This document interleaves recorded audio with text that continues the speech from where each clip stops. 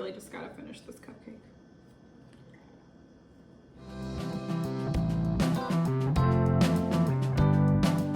In this video, we're going to be making red velvet cupcakes, but not just any red velvet cupcakes.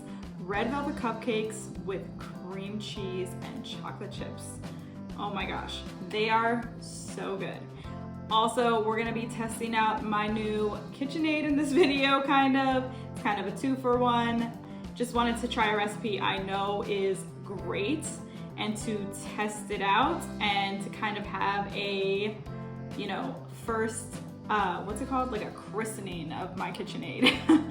So I'm excited to try to use that and to make these cupcakes for you guys so you guys can learn how to make them. They are really easy. We start with a red velvet cake mix. Just make it according to the package instructions.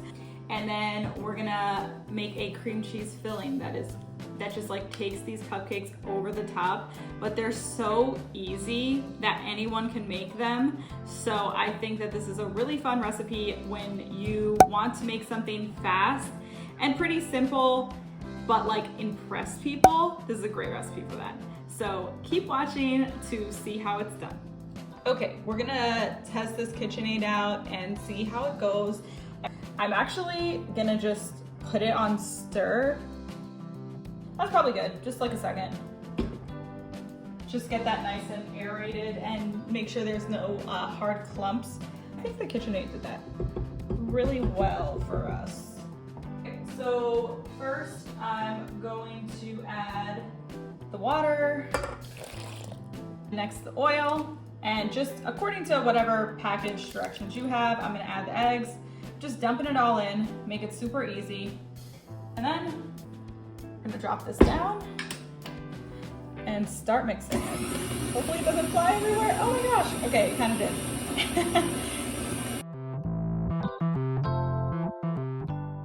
See how well it did. Okay, definitely left some flour under here. I'm gonna mix it one more time with the mixer. That looks perfect.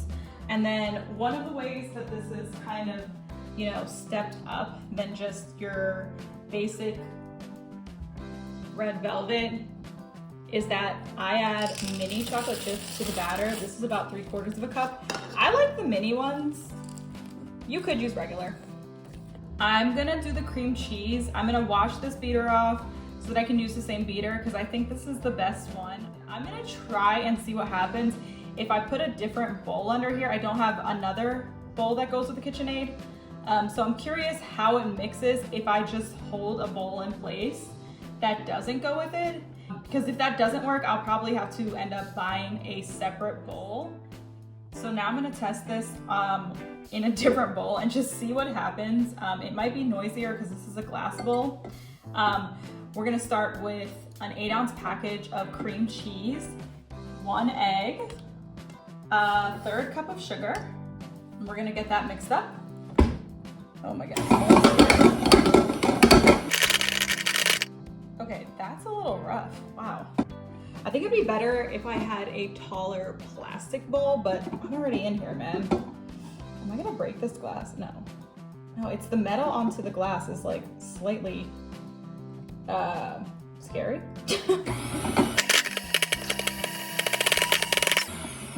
No, this isn't working. Get this out of here and put it in a plastic bowl. Okay, I got the bowl from my other mixer. I don't know, that just didn't go right. This is a little bit disappointing that it doesn't mix very well. Like, I don't know, I might have to get just like a hand mixer and get it to the place that I want it to be because this is really lumpy. And I mean, that's worse than my other mixer. I wonder if I tried the whisk attachment. And if that doesn't work, then I'm gonna have to just use a different mixer. I put the beater attachment on.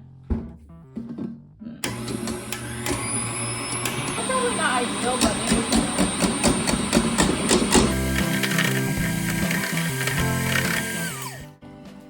okay, that's better.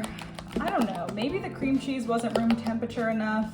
I mean, it'd been out for hours already, so I don't think that's it. I think it's because it doesn't fit it's like not hitting the cream cheese enough. This is how it's looking, a little bit chunkier than I prefer, but I think it'll be fine when it's baked. This is kind of, you know, not the greatest example of how this is supposed to look, unfortunately. It should be a lot smoother than this, ideally. I will actually add the vanilla at this point. It's gonna be 1 teaspoon of vanilla. Let's mix it a little bit longer.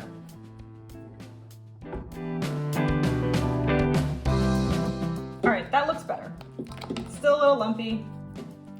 It is, again, it's going into the oven. When it bakes with the chocolate chips and everything, I think it'll be okay. We're gonna stir in 1 1/4 cup of chocolate chips. These are the regular size ones. If you just wanted one kind, you would basically use a whole bag of one type.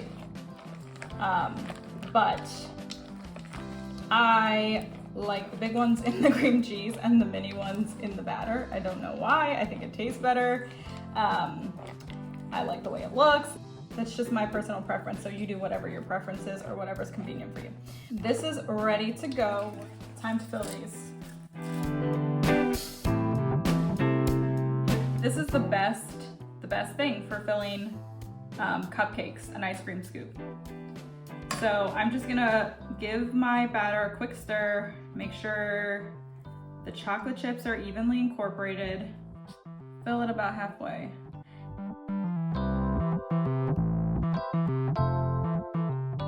It is important for all the batter to be evenly distributed, you know, as best as you can, so that they cook evenly. And for the cream cheese part, we're just gonna do like a heaping tablespoon. It's gonna sink a little bit while it bakes, so it'll be kind of like a surprise filling. Some of them they'll show on the top, but some of them you won't even see it on top. It just, I don't know, it just depends.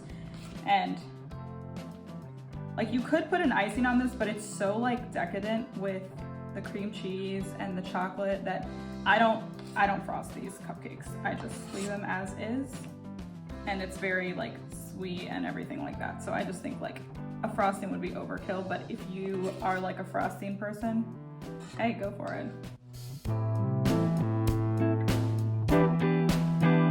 And we have plenty more batter, so I only showed you filling a dozen cupcakes, but we're probably gonna get at least a dozen more. We're not filling them full. It's gonna make more than the back of the package says. Okay, so now we're ready to bake those. I'm gonna bake them for 350 for about 15 minutes. One of the best ways to test if it's done is to just tap the cake and just see if it kind of springs back up. That should tell you that it's done more or less. You can also test it with a toothpick or a knife to see if it's done. But okay, the cupcakes are done and they've been cooling for a while. This is how they look. They look kind of marbled on top. That cream cheese and the chocolate chips, they kind of sink down in there. And then also just to let you guys know, it made about 30 cupcakes. I think you could fill them a little bit more with batter, maybe 2/3 of the way full instead, so that they fill up the cupcake liner a little bit higher. And they'll probably look a little bit nicer that way. The second batch I did that. Okay, let's break into one of these, show you what it looks like inside. This is how it looks, full of all that cream cheese and chocolate. Looks so good. I'm ready to eat it right now. See that?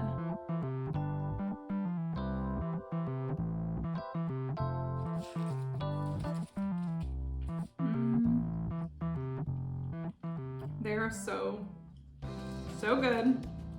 I hope you guys try this recipe. So easy, so good, just like top tier. Can't get a red velvet cupcake. I mean, I don't think you can get a red velvet cupcake any better than this. It's amazing. Thanks so much for watching. I hope you enjoyed this video, and if you like videos like this, testing out recipes, tasting new foods, and learning my favorite recipes from me, subscribe to keep watching. Have a great day.